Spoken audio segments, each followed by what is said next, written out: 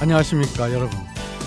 미국을 비롯한 선진국들은 지금 유례없는 경제적 호황을 부과하고 있습니다. 미국만 하더라도 지금까지 있었던 낮은 성장률에서 완연히 벗어나가지고 높은 성장률을 만끽하고 있습니다. 그리고 3% 성장, 이거 참 선진국으로서는 믿기지 않지만 이런 나라들이 3% 성장하는데 우리나라는 지금 2% 플러스 알파 성장률에서 머물고 있습니다. 한편으로 트럼프 행정부는 지난 10수년간 이루지 못했던 낮은 실업률을 이룩하고 있고, 독일 같은 경우에는 하르츠 개혁으로 그 전에 11.4%에 달했던 실업률을 4%대로 낮췄다는 건 이미 여러분들 다 알고 계시지 않습니까? 그렇게 실업률은 낮아지고 또 소득은 높아지는데 물가가 예상보다도 더 오르지 않고, 그래서 국민들은, 이 선진국 국민들이 오히려 낮은 인플레이션을 가지고 소득을 실질 소득으로 바꿔가는 그러한 경제적인 부를 누리고 있습니다. 미국의 경우에 S&P 500 지수가 대표적인데, 이 대기업들 500을 보면 높은 성장률을 바탕으로 소득이 또한 높아지면서 새로운 투자가 속속 이루어지고 있고, 해외로 이전했던 기업들이 미국으로 다시 유턴해서 들어오는 그런 경향을 보이고 있습니다. 이러한 경제적 선순환 구조를 최근에 그 뉴노멀에서 더 나아가지고 뉴노멀이다, 전혀 새롭고 더욱 새로운 이 정상적인 상태다, 이렇게 하는데요. 보통 미국 경제 이렇습니다. 그 연준에서 이자율 정할 때 실업률이 높아가면은 이자율을 낮춰가지고 경기가 살아나게 하고, 또 인플레이션이 높아가면은 이자율을 높여가지고 또 경기를 약간 쿨링 다운, 이렇게 냉각시키는데, 그런데 최근에는 높은 이자율을 그대로 적용해도 경기는 전혀 식지 않는다는 그런 자신감을 갖게 됐습니다. 그래서 노멀 이코노미가 새로운 공급과 수요의 이퀴빌리움을 찾아가는 이런 새로운 뉴 노멀이 계속되고 있습니다. 선진국 경제가 이렇게 호황 속에서 즐거운 비명을 올리고 있을 때 우리는 상당히 어려운 침체 국면에 들어서고 있습니다. 재정이 지금 문제가 되고 있고, 또 에너지 부문에서 우리가 다시 여러 가지로 부족 상태를 걱정해야 되는 상태에 있습니다.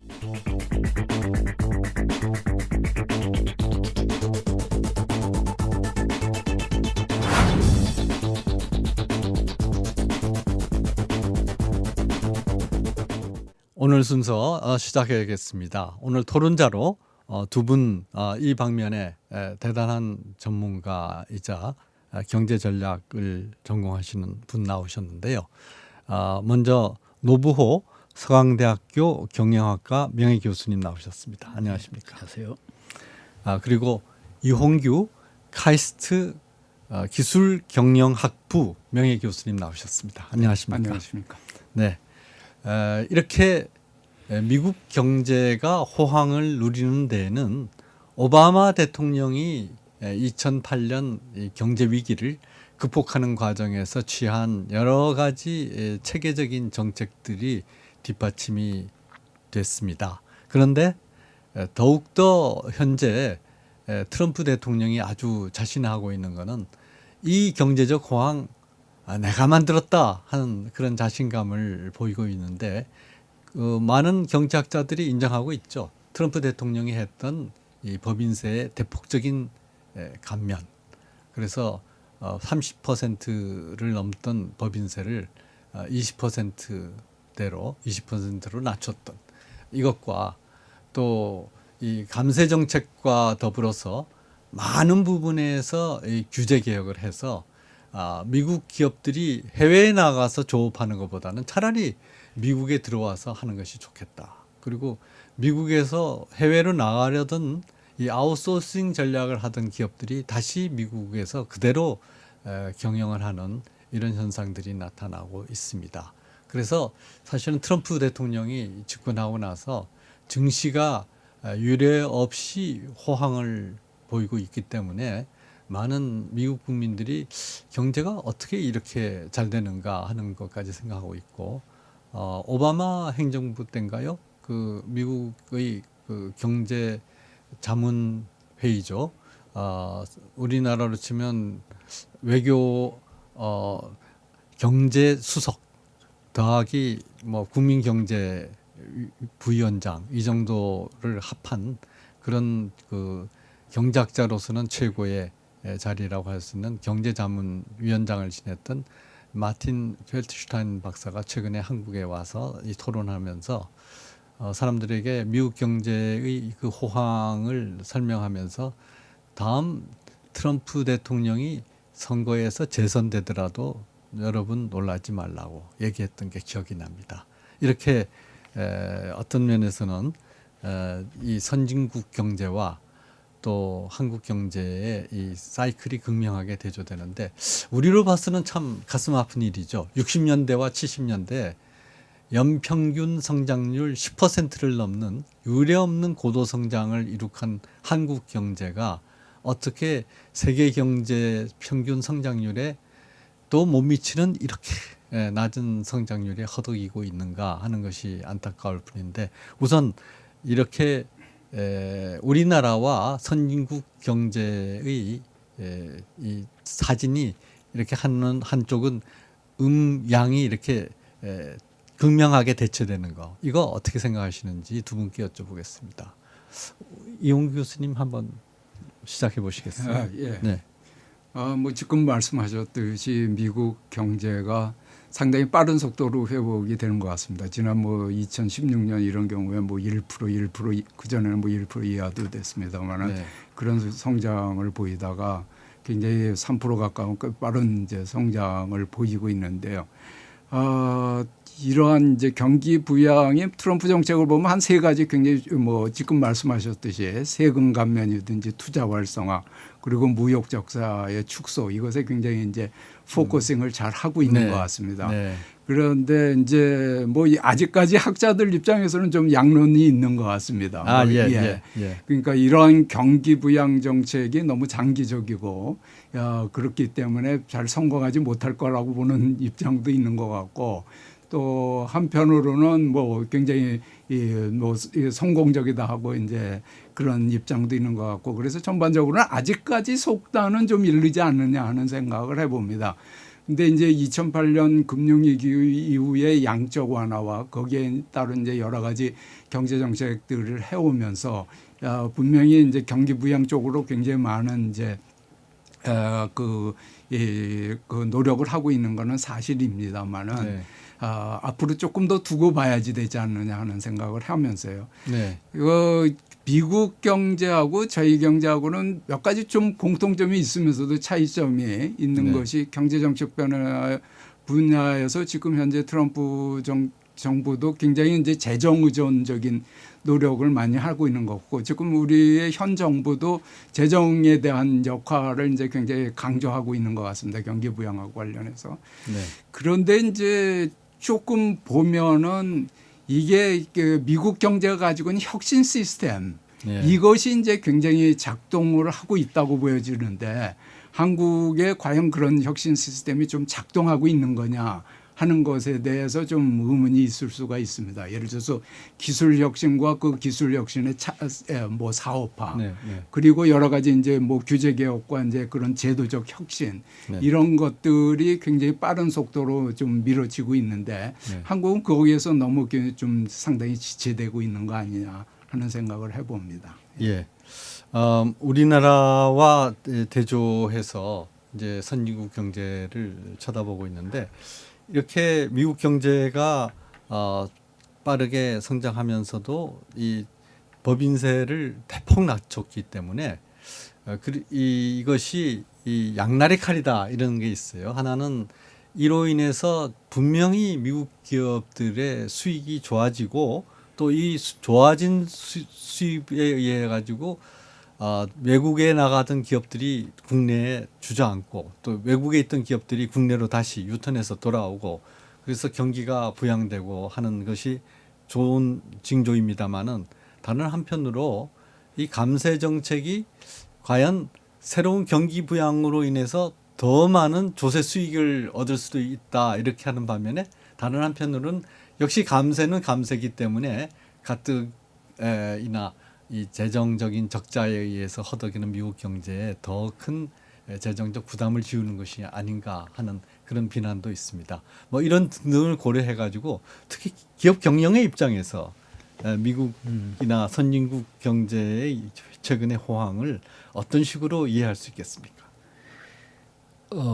지금 이제 트럼프가 했던 그 규제 완화 네. 또 감세 이런 걸 통해서 이제 미국 경제를 활성화시켰다고 하는 거는 한마디로 이제 기업하기 좋은 환경을 만든 거죠. 네네. 근데 이제 저는 우리 경제가 그동안 상당한 오랜 기간 동안 좀 침체에 빠지고 있고 지금은 뭐 심지어 잘 나가는 현대자동차도 좀 힘들지 않겠나 어렵다 이런 이야기를 하고 있는데 그만큼 우리나라 경제가 상당히 지금 활력을 잃고 있다 이렇게 생각하는데 저는 여기에서 이제 미국 경제가 잘 되는 것을 보고 한 세 가지 점을 우리가 좀 놓치고 있는 게 아닌가. 네.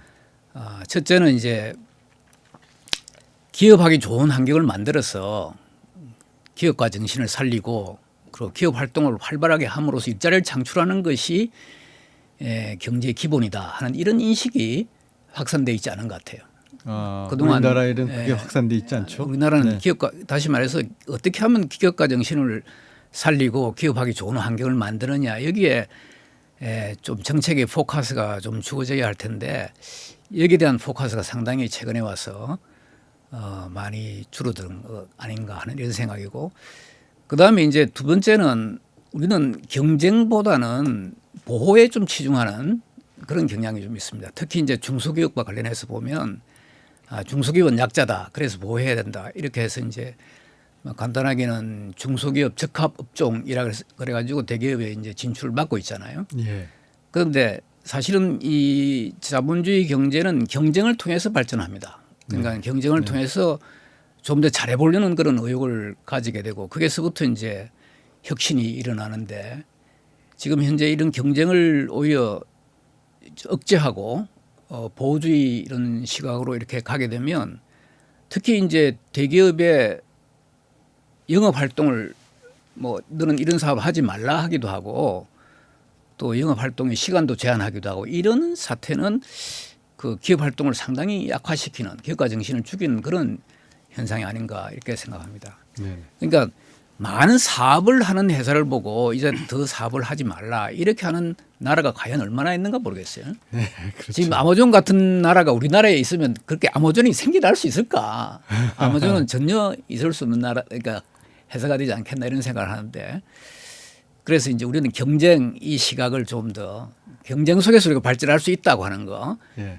그리고 경쟁을 통해서 발전하니까 저는 이제 대기업이 그렇게 발전하면 사실 대기업의 우리나라 중소기업의 60%가 대기업과 연계되어 있습니다. 대기업과 연계되어서 이제 영업 활동을 하는데 저는 대기업과 중소기업을 대립적 시각으로 봐서는 안 된다고 생각해요. 대기업이 잘 돼야 중소기업이 잘 된다. 이렇게 생각해야지 중소기업은 대기업 때문에 안 된다. 이런 시각이 지금 깔려 있잖아요. 그런데 이거는 정말 우리가 앞으로 좀 지양해야 될 시각이 아니냐 이렇게 생각하고 그다음 하나 또 중요한 건 지금 우리가 하나 놓치고 있는 게 지금 잘 되는 나라들은 보면 다 노동의 유연성을 지금 취하고 있잖아요. 특히 최근에 프랑스의 마크롱도 그렇고 이게 상당히 중요한 이슈입니다. 아까 말씀하신 그 하얼츠 개혁도 상당 부분이 노동 유연성을 이제 확립한 건데 지금 우리나라에 이 노동의 유연성이 없기 때문에 투자가 많이 또 활성화 안 되고 있잖아요.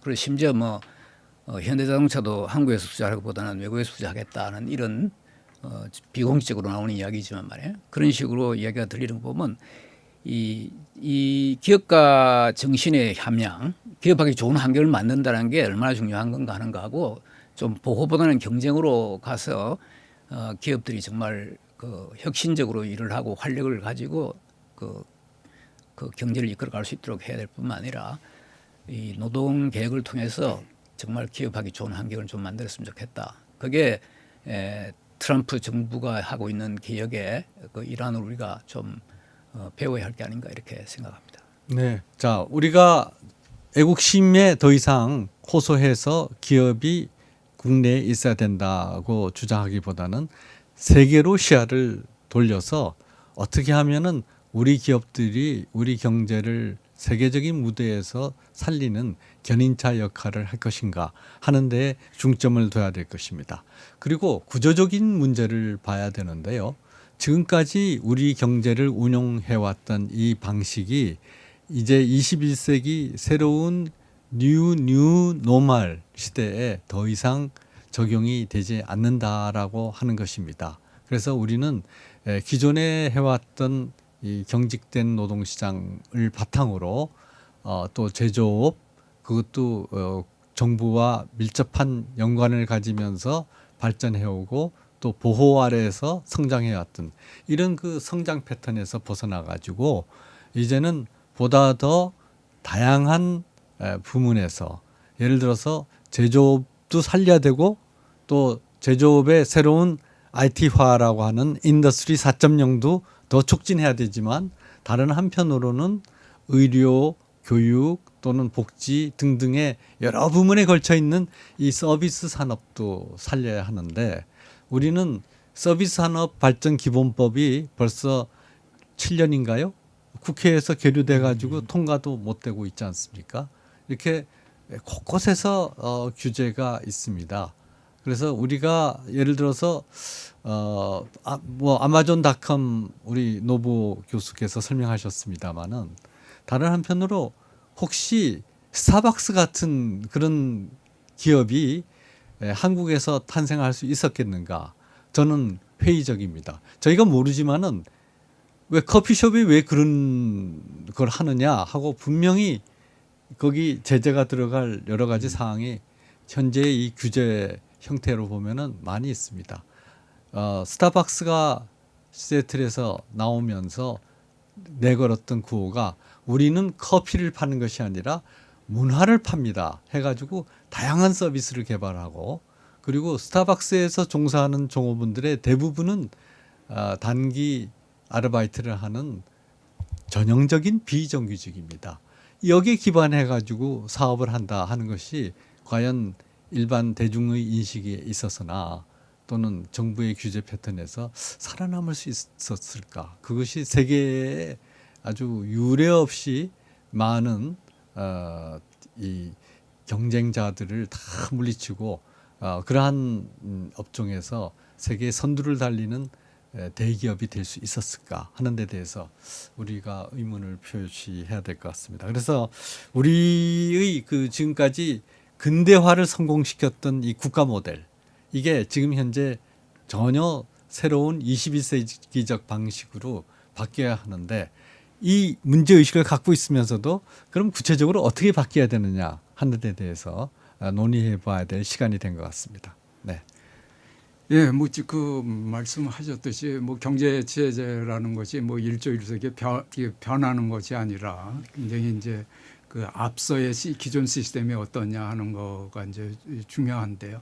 여태까지 우리의 이제 뭐 경제 어떤 발전 모델이라는 거는 일종의 추격형이었던 것 같습니다. 추격형이고 그렇죠. 그 추격형이 일종의 권위적 정부가 뭐 제조업과 수출 위주의 집중적인 투자를 해서 이루었다고 보여지는데요. 그렇기 때문에 이제 우리의 발전 모델의 하나의 특성이란 건 굉장히 권위적이고 모방적이고 일종의 배타적 뭐 이런 성격이 많았던 거 아닌가 하는 생각을 해봅니다. 그래서 어차피 뉴 노멀 시대가 의미하는 여러 가지 새로운 우리 한국 경제가 당면한 트렌드로 볼 때에는 결국 민주적, 혁신적, 포용적으로 안 나갈 수가 없는 그러한 이제 방향이 아닌가 하는 생각이 됩니다. 조금 더 말씀을 드리면은 민주적이란 거는 아까 앞서 우리 노 교수님도 말씀하셨습니다만은 기본적으로 자유 이런 네. 것들이 이제 자유시장이라는 것이 이제 굉장히 중요한 거고 자유로우면서도 또한 공정한 시장이 돼야지 되는 거죠. 그것이 어떤 의미에서는 우리가 가지고 있는 여러 가지 굉장히 많은 규제 그리고 어떤 의미에서 우리가 대기업이 어떤 의미에서 사회적 비난을 받았던 불공정 거래 문제 이런 측면에서의 우리가 시장 질서를 어떻게 새로 만드느냐 하는 건 굉장히 중요한 문제일 것 같습니다. 그런데 또 한 가지 이제 우리는 혁신적이어야지 되는 거죠. 결국 이제 우리의 파이를 키우기 위해서는 당연히 혁신 시스템이 강조가 돼야지 되는데 그거는 결국 뭐냐 하면 우리의 연구 개발과 교육 시스템이 어떻게 돼야지 되느냐 하는 측면이라고 할 수 있습니다. 이것은 뭐 수많은 언론들이 그동안 계속적으로 제기해온 문제고 그런 의미에서 우리가 이 교육 개혁이고 연구 개발 그 시스템 개혁을 어떻게 이룰 거냐 하는 것이 이제 우리한테 주어진 과제라고 생각이 되고요. 포용에 있어서는 여러 가지 이제 뭐 우선 생각을 하면 복지 이런 거부터 생각을 하시는데 복지 자체도 우리가 이제 경제를 생각하면 지속 가능한 복지가 돼야지 되겠죠. 어떤 의미에서 성장과 조화된 복지가 되면서 어떤 의미에서 경쟁 규칙 자체에 우리가 포용이라는 의미를 어떻게 수용할 거냐는 굉장히 그런 숙제를 떠안고 있다고 생각을 합니다. 그래서 우리가 어떤 시장 질서를 만드는데 어떻게 포용이라는 의미를 경쟁과 조화시켜 갖고 늘 거냐 하는 고민이 좀 필요하다고 생각합니다.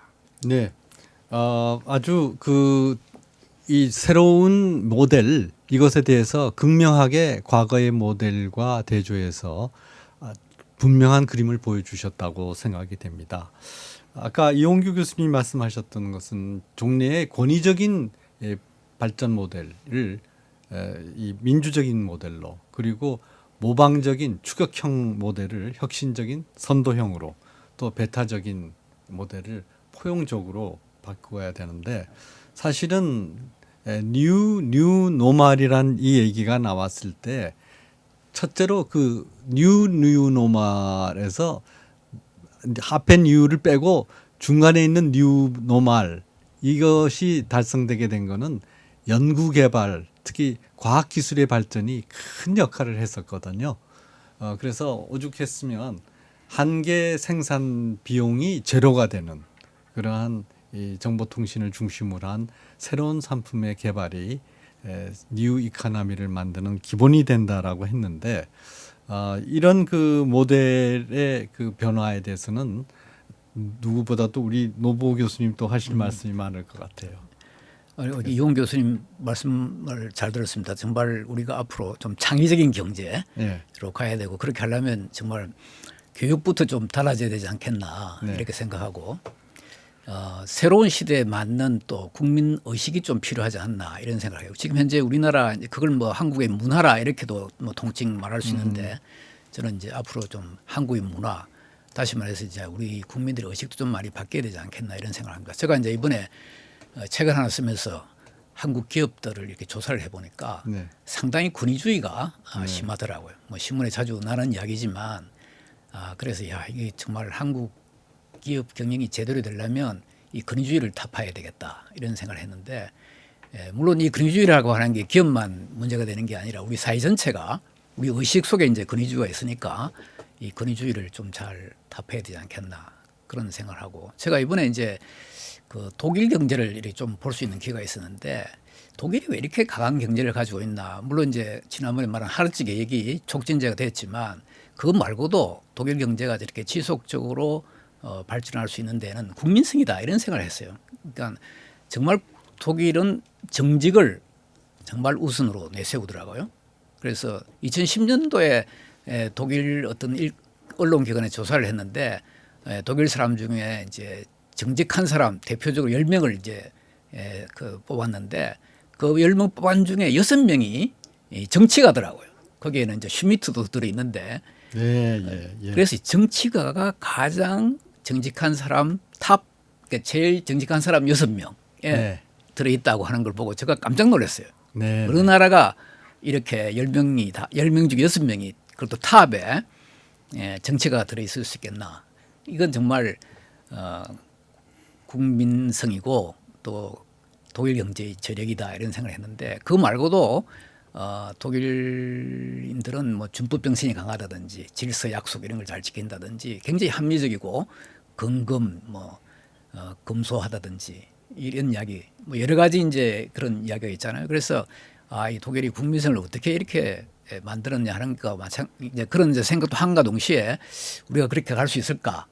그러니까 지금 현재 우리는 이런 거에 대해서 정치 지도자들이 생각을 안 하는데 우리 국민성을 좀 바로잡을 수 있는 우리가 네. 좀 더 남을 배려하고 네. 질서를 지키고 뭐 이런 어떤 국민성을 가질 수 있으면 좋겠다는 이런 생각을 했어요. 이게 이제 앞으로 우리가 창의적 경제를 가는데 필요한 것 같고 둘째는 뭐 이건 새로운 건 아닙니다만 앞으로 그 경제 운영의 중심에 고용이 들어가 있어야 될 것 같아요. 예, 그렇죠. 우리가 네. 그러니까 제가 싱가포르 경제를 이렇게 살펴보니까 제일 중요하게 생각하는 게 고용이더라고요. 그렇죠. 그러니까 경제 활동에 참여하는 거 네. 이거야말로 그러니까 서로 혜택을 나누는 길이다.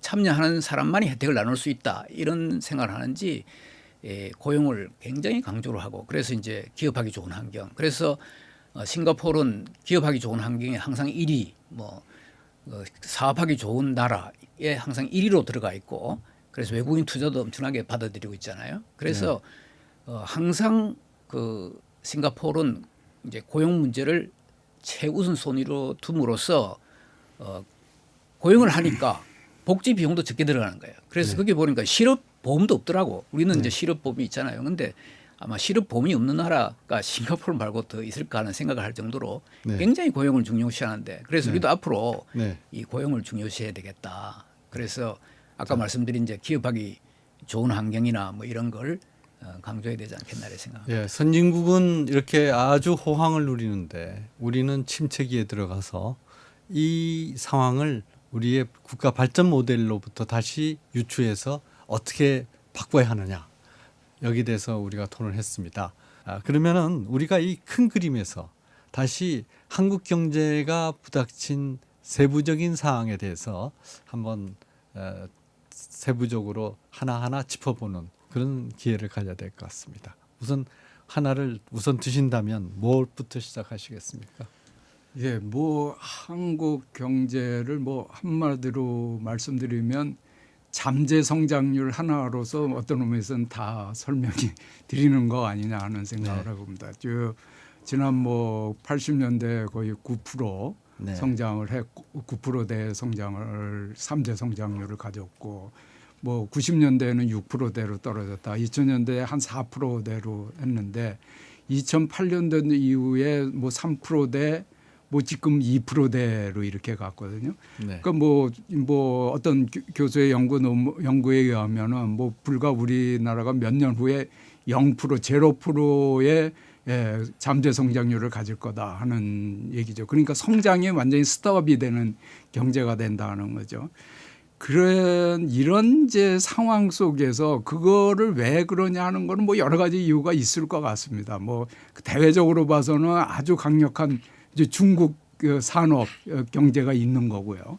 뭐 대내적으로는 뭐 지금 말씀하신 뭐 노동 문제, 노동 시장에 대한 문제, 중소기업에 대한 문제, 뭐 여러 가지가 또 있을 수가 있고요. 그 다음에 이제 특히 뭐 또 한 가지 굉장히 중요한 건 이제 저출산 고령화 시대로 들어가면서 이제 어떻게 해야 될 거냐 하는 건데요. 근데 여러 가지 이제 구조적 문제가 지금 부딪히고 있고 그거를 해결해야지 되는 거는 뭐 우리가 경제가 가진 숙제라고 생각을 합니다. 근데 결국은 어떻게 해결할 거냐 하는 얘기죠. 그러니까 이거를 해결하려면 시스템적인 차원에서 여러 가지 개혁이 이루어져야지 되는데 우선 그 개혁이 여러 가지 갈등과 저항에 이제 부딪히고 있거든요. 그래서 그런 문제를 개혁을 어떻게 이룰 거냐 하는 이제 하나의 숙제가 있는 거고 하나는 우리가 가지고 있는 여러 가지 자원 어떤 투자라든지 제도 형성이 굉장히 어떻게 형성이 되고 있느냐 하는 것이 굉장히 어떤 단기적 인기 영합주의에서 많이 그런 것들이 형성이 되고 있느냐 하는 느낌을 갖지 않을 수 없습니다. 이것이 뭐 인기 영합주의라는 것이 근래에 이제 많은 정치사회학자들이 이야기를 하고 있습니다만은 예, 이 굉장히 뭐 목전의 이익 그리고 아주 우선 단 거 이런 거에 이제 취하다 보면 결국 그것이 이제 중장기적으로는 독이 되는 거죠. 그래서 이거를 어떻게 할 거냐. 결국 이거는 총체적으로 우리나라의 민주주의 능력이 어떠냐 하는 것으로 어떤 의미에서 귀결이 된다고 할 수가 있습니다. 민주주의가 어떤 의미에서 굉장히 고품질의 민주주의 그리고 역량이 있는 좋은 민주주의가 돼야지 결국 국가 능력이 유지가 되는 거고 어떤 경제 능력이 유지가 되는 거다 하는 얘기죠. 그런 의미에서의 이 어떤 정치적 합리성 그리고 우리의 국민 의식의 어떤 의미에서의 어떤 새로운 자각 이런 것들이 민주주의를 뒷받침하는 민주주의 인프라로서 굉장히 중요한 문제이기 때문에 그런 것들이 좀 전에 노부 교수님 말씀하신 국민정신은 사실은 어떤 의미에서 도덕과 법치가 민주주의의 아주 기반 아닙니까? 예. 그렇기 때문에 그런 것이 그런 도덕과 법치를 결정할 국민들의 의식이 어떠냐 하는 것이 우리한테 주어진 굉장히 큰 숙제가 아닌가 하는 지금 생각을 해봅니다. 예. 네, 방금 이용규 교수께서 이러한 경제적 어려움은 경제적인 어려움 그 자체뿐만 아니라 정부의 정책 그리고 이 여러 가지 이런 상황을 같이 안고 가는 국민의 의식 그리고 교육 시스템 이런 것들이 복합적으로 만들어내고 있어서 무엇보다도 이 잠재 성장률을 우리가 눈여겨봐야 되는데 잠재 성장률이 점점 떨어지고 있고 이것이 지금 현재 정부 정책을 보면은 5년 후에는 엄청난 이 마이너스 성장으로 가지 않을까 하는 우려를 우리 모두가 갖고 있는데 이것과 더불어서 우리 노부 예. 교수께서 한번 복합적으로 짚어주시겠습니까? 네. 저도 요새 이제 생각해 보니까 정부 정책이 정말 제대로 가고 있나 이런 생각을 많이 하고 있습니다. 다시 말해서 정부가 어떤 정책을 하면 그것이 어떻게 경제 발전에 이어지느냐 이런 이야기를 해야 되는데 그런 이야기는 없고 단순히 지금 이제 근로자들이 어려움을 해결하기 위해서 최저임금을 올린다든지 또는 이제 뭐 청년들한테 뭐 얼마 전에 신문에 보니까 소방 안전 요원으로 또 채용을 한시적으로 한다 이렇게 또 이야기가 나오더라고요. 그래서 이렇게 단기적으로 이렇게 땜질식 뭐 어떤 신문에 보니까 선심성 정책이다 이렇게 이야기를 하는데 이게 장기적인 시각이 없는 것 같아요. 그런데 이런 이제 문제가 나오는 이유가 뭘까 이렇게 보니까 결국은 이 정부의 역할에 대해서 좀 인식을 새롭게 하고 또 정부가 좀 유능한 정부가 돼야 되겠다. 현명한 정부가 되겠다. 이렇게 생각합니다. 다시 말해서 정부가 해야 할 일과 하지 않아야 할 일을 잘 구별할 때 정말 엄청난 낭비가 엄청난 낭비를 줄일 수 있지 않겠나 하는 이런 생각을 많이 했어요. 그래서 앞으로 우리 유능한 정부를 어떻게 만들 것인가. 다시 말해서 우리가 뭐 너무 옛날 이야기지만 60년대 그 박정희 시대에는 정말 사명감 있는 공무원이다 이런 말을 많이 했잖아요. 근데 요즘은 또 그 사명감이 좀 줄어들었다 이런 이야기를 하니까 정말 유능한 사명감 있는 그런 어떤 그 정부를 만들어서 정부가 하는 정책이 장기적인 시각에서 정말 우리 국민들의 공감대를 형성할 수 있고 우리가 미래를 바라볼 수 있는 그런 정책으로 됐으면 좋겠다고 하는 거 하나 말씀드리고 또 국민 의식과 관련돼서 말씀드리면 또 싱가포르 이야기가 나왔습니다만 싱가포르는 보니까 공공 질서와 법치 여기에 대해서는 아주 엄격하더라고요. 그런데 우리가 왜 그런 걸 못할까 이런 생각을 했습니다. 다시 말해서 우리가 의식을 바로잡으려면 이 공공 질서를 바로잡고 법치를 아주 엄격하게 공정하게 적용해야 되지 않겠나. 그게 이제 우리 국민 의식을 바꾸는 좋은 방법이 아닌가 이런 생각을 했습니다. 네. 만약에 우리나라에서 싱가포르처럼 말이죠. 길에서 담배꽁초를 버렸다거나 침을 뱉었거나 이런 사람들 잡아다가 회초리가 아닌 어마어마한 그 채찍질을 가한 형벌을 가한다면 그러면은 과연 그 정부가 이 국민의 시위에 살아남을 수 있을까 하는 그런 생각도 합니다. 어떤 그 미국인 청년이 이 거리에서 방종한 태도를 보였다가 진짜 이 태형을 당했습니다.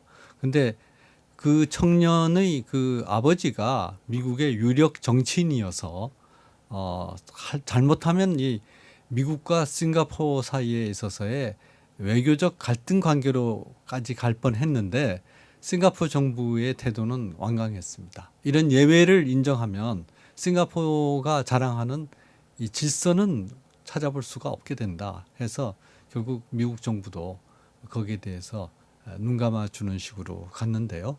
어쨌든 이 저 질서라는 것과 경제 발전이라는 것이 어떤 면에서 그 상관관계가 형성되는지는 모르겠으나 분명한 상관관계가 있다 하는 것에 대해서는 인정해야 될 것 같습니다. 국민의식을 말씀하셨는데요. 흔히들 우리는 성장이냐 분배냐 하는 이분법에 젖어 있습니다. 그런데 분배라고 하는 것은 성장이 없으면은 분배를 할 수가 없습니다. 우리가 한참 15%대의 고도 성장을 구가할 때 그때 우리나라 야당이 내건 구호는 부익부 빈익빈이 근대화냐 이렇게 얘기했거든요. 잘 사는 사람은 더 잘 살고 못 사는 사람은 더 못 사는 것이 근대화냐. 지금 말하자면은 이 경제 발전으로 인해서 사회적 양극화가 지금 생기고 있다 이런 거였는데 결과적으로는 부자가 더 부자가 된 거는 맞습니다. 그런데 가난한 사람은 더 가난해지지 않고 가난한 사람은 가난으로부터 탈피하게 됐습니다. 왜냐하면 이 최저 생활 수준이 급격히 향상됐기 때문이죠. 그래서 우리가 누가 잘 살면은 다른 사람은 못 살게 되고 한다는 이런 이 양분법적인 것. 그다음에 성장을 복지에 대비되는 것으로 보는 것. 이것이 우리의 잘못된 생각이 아닌가. 경제 성장이 없었다면은 1970년대 후반에 도입된 현재의 의료보험제도, 국민개보험제도가 과연 도입될 수 있었을 것인가 하는 것을 다시 생각하고 세계 최고의 의료보험제도라고 하는 한국의 이 보험제도가 바로 이 극명한 고도 성장기에 도입이 됐다 하는 것을 우리가 다시 한번 생각해 봐야 될 것 같습니다. 이런 면에서 지금 현재 우리를 선진국에 비교할 때 우리가 따라잡았으면 좋겠다. 이런 그 패턴은 한번 해봤으면 좋겠다 하는 그런 모델은 우리가 정말 교훈으로 삼고 우리가 담고 싶은 그런 모델은 어떤 것이 있겠습니까? 예, 그 지금 뭐 1990년도에 이제 공산주의, 사회주의 경제가 이제 몰락하면서 이제 뭐 자본주의적 경제로 어떤 의미에서는 세계 경제 시스템이 획일화된 거죠.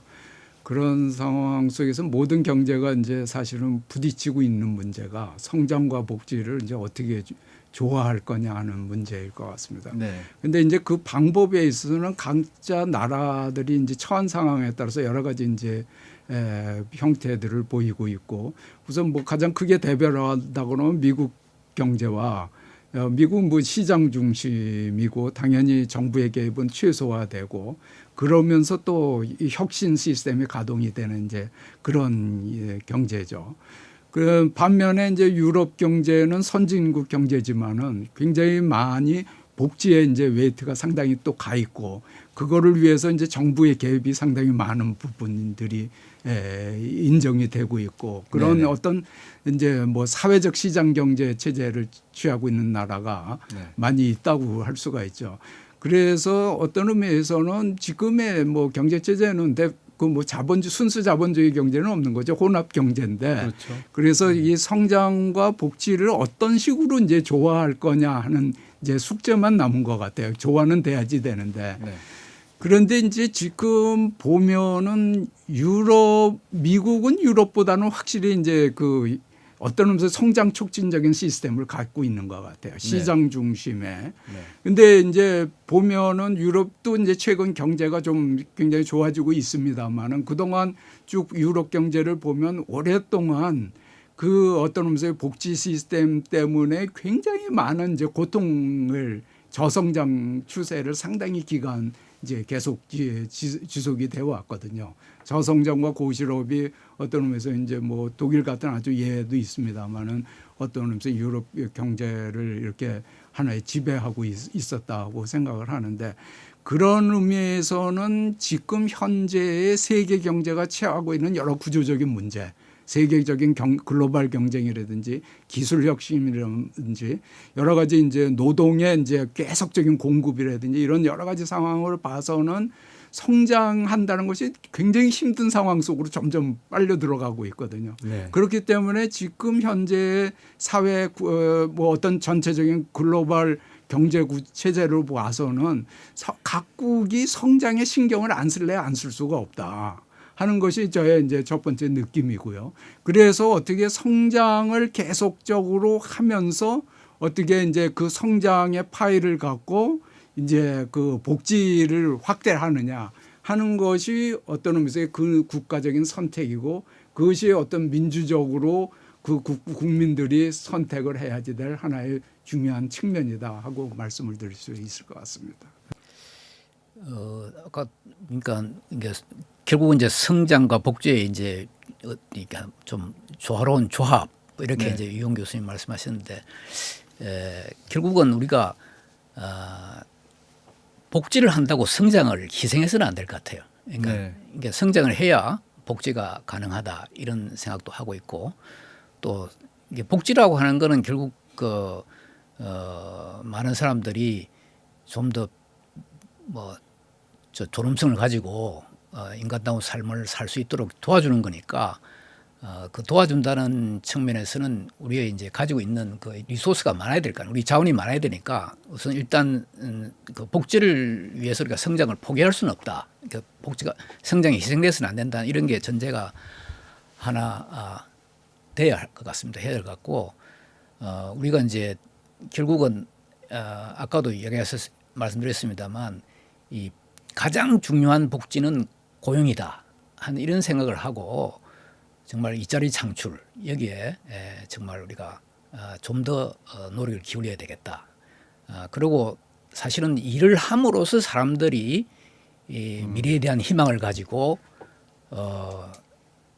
뭐랄까 좀 인간다운 삶을 살 수 있다 이거죠. 그러니까 복지만 가지고는 사람이 제대로 자기의 삶을 살 수 있다고 이렇게 볼 수 없잖아요. 그러니까 일자리 창출이야말로 저는 가장 그 복지 정책이고, 또 사람들에게 정말 인간다운 삶을 제공할 수 있다 이런 생각을 합니다. 그래서 일자리 창출 여기에 우리가 매진해야 되는데, 그렇게 해야 된다면 뭐 다 알고 있는 이야기지만 정말 우리가 그동안 소홀히 했던 일들을 지금 해야 되는 거죠. 그러니까 기업가 정신을 함양해야 되고, 정말 경쟁 잘하는 사람들을 정말 잘하게 하고, 못하는 사람은 잘하게 해야지 못하는 사람이 있다고 해서 잘하는 사람을 끌어내리려고 하는 정책, 제한적인 억제 정책 이런 걸 써서는 나라가 발전할 수 없을 거 아니에요. 그리고 동시에 지금 사실 우리가 잠재 성장률이 지금 뭐 거의 2%고 또 앞으로 뭐 0%까지 갈 거다 이런 이야기는 이제 저출산하고 고령화 문제하고 결부되어 있기 때문에 이제 그런 이야기가 나올 수밖에 없는데,